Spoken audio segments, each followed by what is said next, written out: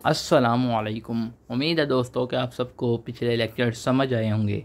आज हम एक नया टॉपिक पढ़ेंगे जो कि थोड़ा सा नया है।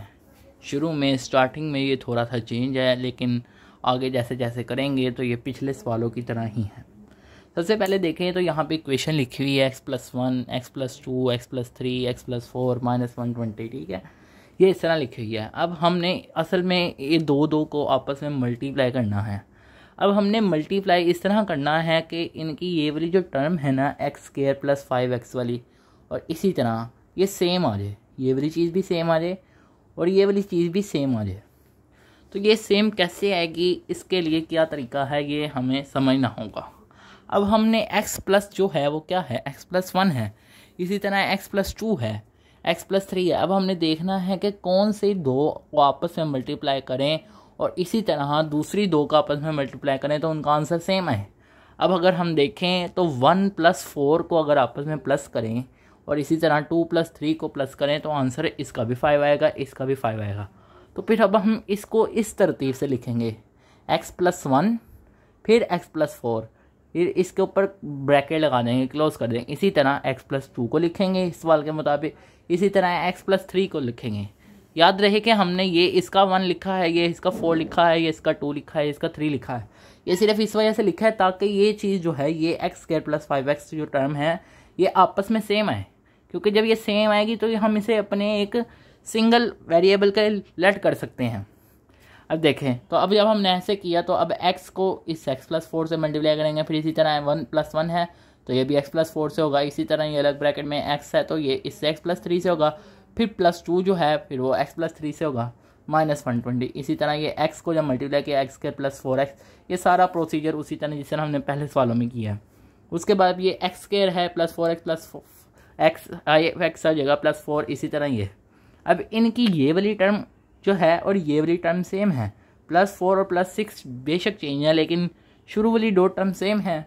अब हम जो ये सेम है तो अगर हम इनको सिंगल वेरिएबल का लेट कर लेंगे, जो लीनियर वेरिएबल है अगर उसका लेट कर लें, हम किसी के भी लेट कर सकते हैं, हम z = भी लिख सकते हैं, x² + 5 हम कोई भी लिख सकते हैं, हमारी मर्ज़ी है। तो मैंने अब यहाँ पे y लिखा है तो फिर हम y के मुताबिक करेंगे।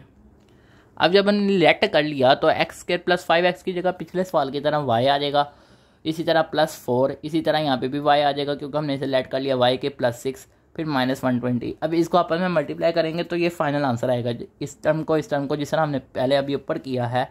तो मैंने ये यहाँ पे वो स्टेप नहीं किया, मैंने इसे डायरेक्ट मल्टीप्लाई करके आंसर लिख दिया। तो आपने खुद करना है इसे मल्टीप्लाई, तो आंसर ये आएगा y² + 10y + 24, इसी तरह ये -120 है तो -120। अब ये चीज़ तो ऐसे ही रहेगी, -120 + 24 जो है, जब इसको करेंगे तो आंसर आएगा -96। अब हम मिड टर्म ब्रेक लगाएंगे। अब मिड टर्म ब्रेक भी हम पहले पढ़ चुके हैं, -96 और 16। अब हमने खुद से सोचना है, पहले सवालों में तो मैंने आपको करा दिया था, आपने करना उसी तरह ही है, लेकिन पहले आप खुद भी सोचें कि उस तरह हो सकता है बगैर लिखे।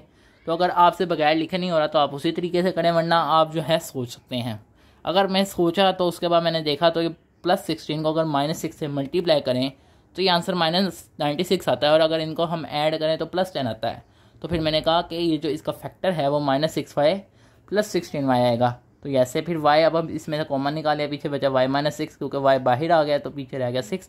इसी तरह यहाँ से 16 निकाला तो 16 कॉमन निकालिए, पीछे रह गया y, माइनस और 16 के टेबल पे 6 पे 96 आता है तो ये आ गया यहाँ पर। अब ये देखें y -6, यहाँ पे भी y -6, तो अब ये 2 दफ़ा आ रहा है, इसको एक दफ़ा कॉमन में लिख लेंगे, इसी तरह y और +16। लेकिन अब y तो हमने लेट किया था, अब ये तो y का आया है, लेकिन हमने तो असल में x में निकालना है। तो हमने कहा बट y = है x² + 5x, जो कि हमने अभी लेट किया था। अब हमने y की जगह ये टर्म लिखनी है। जब हमने y की जगह ये टर्म लिखी, x² + 5x फिर -6, इसी तरह x² + 5x + 16। अब जब हम इसे मिड टर्म ब्रेक के ज़रिए तोड़ेंगे तो ये इस टर्म में आ जाएगा x+6 x -1। ये अब आपने खुद करनी है मिड टर्म ब्रेक यहाँ पर, और यहाँ पे कोई मिड टर्म ब्रेक लग ही नहीं रही है क्योंकि एप्लीकेबल नहीं हो रही यहाँ पे, तो इस वजह से इसे एज इट इज़ लिख देंगे। अब यहाँ पर हो रही थी इस वजह से, तो ये इसका फाइनल आंसर है। उम्मीद है दोस्तों कि आप सबको ये वीडियो समझ आई होगी। अगर आपको ये समझ आई है तो इसे लाइक करें और अपने दोस्तों के साथ शेयर करें, और आप सब दोस्तों से गुजारिश है कि जिन दोस्तों ने अभी तक चैनल सब्सक्राइब नहीं किया वो इसको सब्सक्राइब कर लें, और आपसे जितनी कोशिश हो सकती है अपने ज़्यादा से ज़्यादा दोस्तों को शेयर करें। शुक्रिया।